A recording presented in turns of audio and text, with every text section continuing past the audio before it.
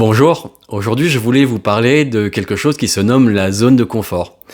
Et plus précisément, sortir de sa zone de confort. On évolue tous de manière quotidienne dans une zone que l'on nomme la zone de confort. Cette zone où l'on maîtrise les tenants et les aboutissants, où l'on connaît les gens que l'on va voir tous les jours, où on sait exactement comment va se dérouler une journée, comment va se dérouler notre week-end. À quelque chose près, les variantes sont à peu près similaires. Et on est donc dans quelque chose de connu. Or, quand vous voulez en créer, en tout cas aller vers quelque chose de nouveau, ça vous demande de sortir de votre zone de confort. Et le problème, c'est que sortir de sa zone de confort, c'est pas si évident que ça, parce qu'en fait, on a peur de l'inconnu. Ça s'appelle donc les obstacles, en fait, de notre sortie de cette zone de confort. Le premier obstacle, en fait, qui peut être identifié, c'est justement se retrouver face à la peur de l'inconnu. Et ça, l'humain, il aime pas du tout, parce qu'en fait, en corrélation avec cette peur de l'inconnu, il y a le besoin d'être dans le contrôle. En fait, tant qu'on est dans cette zone que l'on connaît, on contrôle, on maîtrise notre environnement.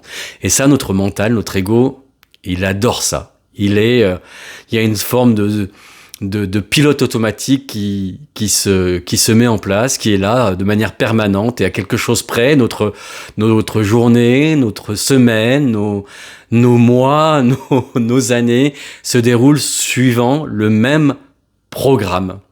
Donc il y a contrôle, voilà, de la part de nous-mêmes et de notre personnalité, puisqu'on est dans quelque chose qu'on connaît et ça nous va bien en fait. Il y a pas de peur, il y a pas d'obstacle, il y a pas de frayeur à surmonter.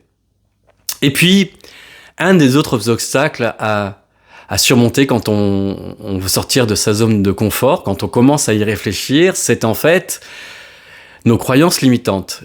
Et nous sommes tous bourrés de croyances limitantes, on le rappelle sans cesse en développement personnel, c'est la base de notre transformation, c'est de travailler sur nos croyances limitantes.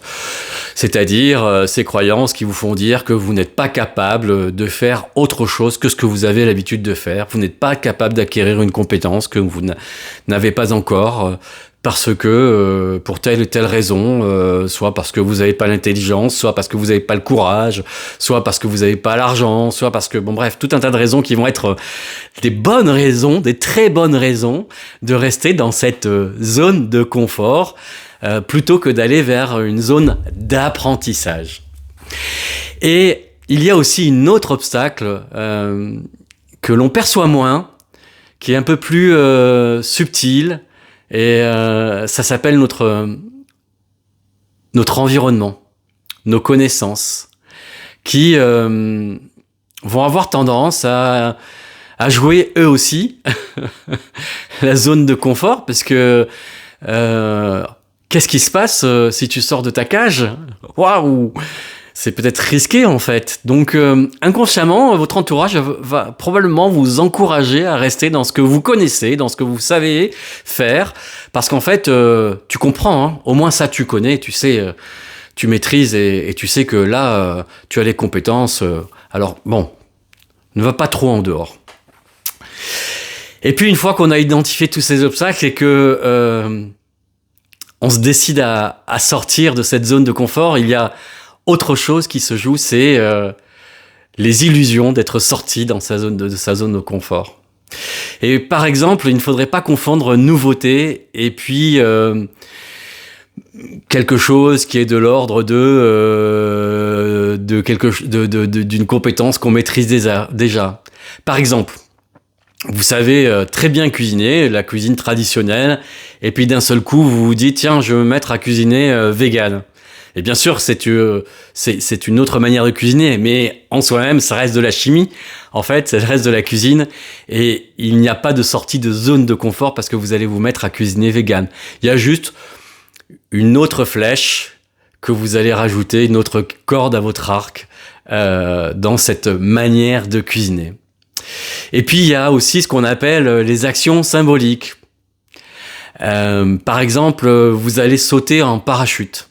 Alors en soi, c'est une super action, bien évidemment, mais est-ce que cela touche à quelque chose de profond en vous, à une émotion vraiment sincère qui va vous faire profondément bouger?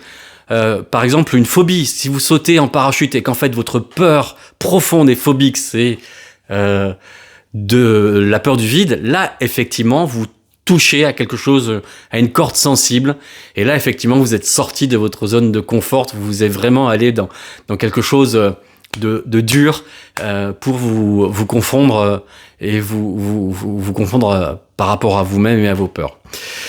Il y a aussi les actions, comment dire, de surface. On va être dans quelque chose, tiens, je vais lire un livre de développement personnel.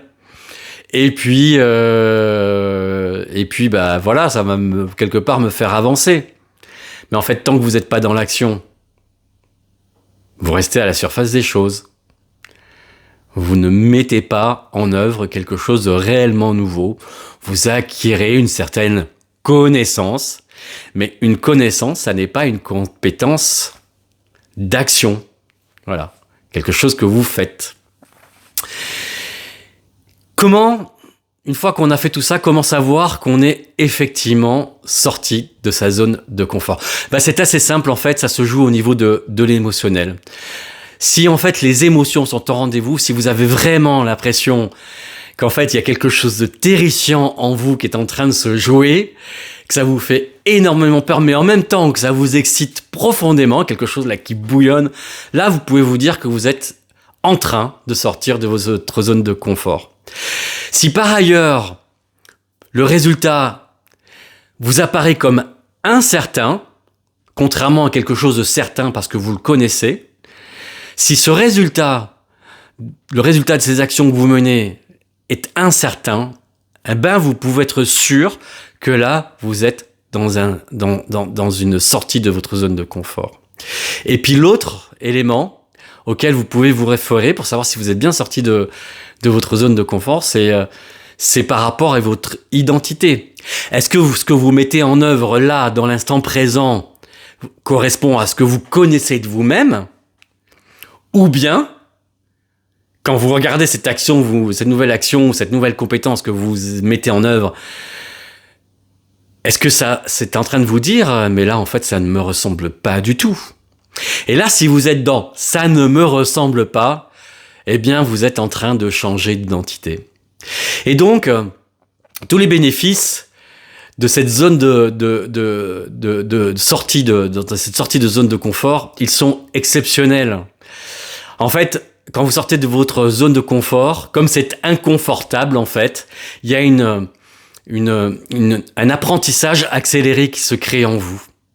On ne sait pas pourquoi, mais entre la peur, l'excitation, ce désir, cette soif d'aller vers quelque chose de nouveau, il y a comme quelque chose de très gourmand, de très excitant, de très effrayant et de très gourmand qui se joue en vous, et donc votre cerveau apprend vraiment énormément vite. Et puis il y a une expansion de votre conscience. Quand vous sortez de votre zone de confort, vous augmentez cette part de vous qui est consciente, et vous allez vers quelque chose de plus grand. Vous agrandissez. Voilà, vraiment, vous êtes plus grand. Et puis, dernier élément, et non des moindres, vous augmentez votre capacité de résilience. Parce qu'en fait, en allant vers quelque chose qui vous fait peur, vers quelque chose qui ne vous correspond pas, eh ben, vous augmentez votre capacité à résister au choc et à résister aux aléas de la vie, ce qui n'est pas prévu. Et plus vous allez sortir de votre zone de confort, et plus vous allez augmenter votre capacité de résister à ce qui ne vous est pas connu, aux chocs, aux difficultés de la vie, aux difficultés de ce que la société nous nous confronte.